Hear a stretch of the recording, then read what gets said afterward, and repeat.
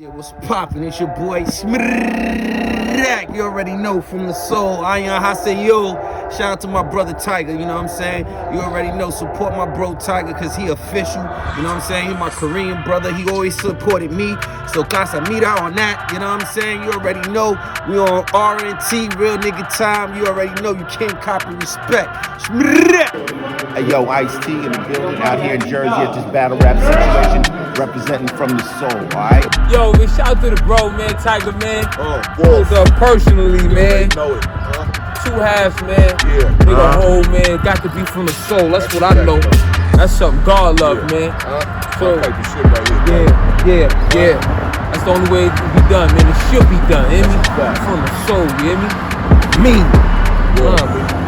What's up? This is Mel coming live from the suburbs of Shaolin. Y'all already know. Shout out to Tiger, and the show is From the Soul. Right. Yo, we here from the soul, baby. My nigga Tiger got it. Yeah! I just want to talk about Dizaster right off the bat. Dizaster right off the bat. You know what I'm saying? This is one of those things, though. You know, like honestly, like this is my personal opinion. Yeah. Dizaster, he's good. He's a good battle rapper. He's not my kind of like forte, like, you know, not my style. So why do you say he's good then? Cause like even the battle with like Cannabis, like I don't think no one else could have done it like how he did it. You know what I mean? So like, but nobody else got the opportunity, so you never know. Right, but you know I think he perfected that right there, like on that battle. That was his moment in time. Him, like what, 10 years ago? Like 10 years ago. Right, and but at the same time, it's like, you know what I mean? Like he's not my type of, like, you know, battle rapper. I don't your cup of tea. Right. Yeah. And when he did that shit in LA, I lost all type of respect, because I know some wouldn't do that. Like if he wasn't in the same position, like if he was in New York or anywhere else with his peoples, to me, you know what I'm saying? Yo, I honestly feel like that situation, it wasn't necessarily about him. It was about me. You know what I mean? Like I figured out my life is set up in a way where I get challenges.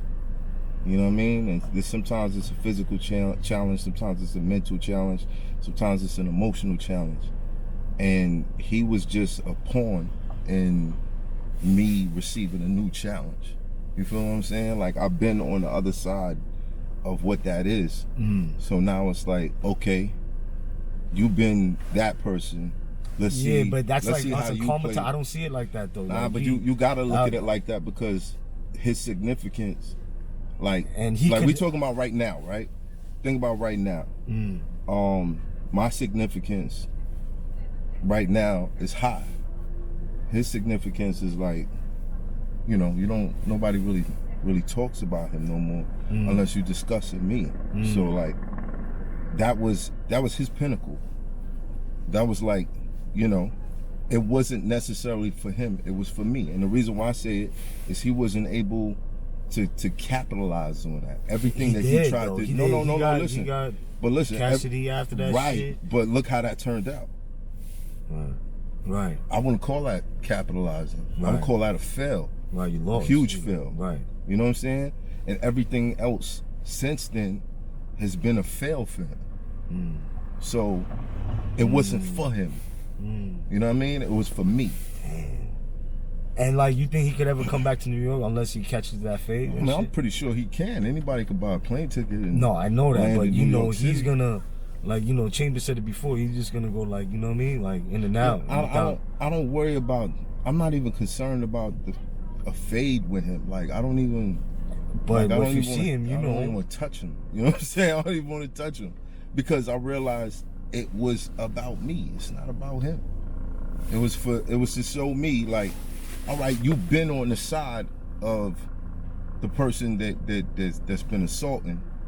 Now, how do you feel on the other side when you outnumbered, when you got to fight a whole bunch of people? Even though I don't feel like I put any of the people that I had situations with in that position where they had to fight multiple people, but it was a challenge for me. Like, who are you gonna be?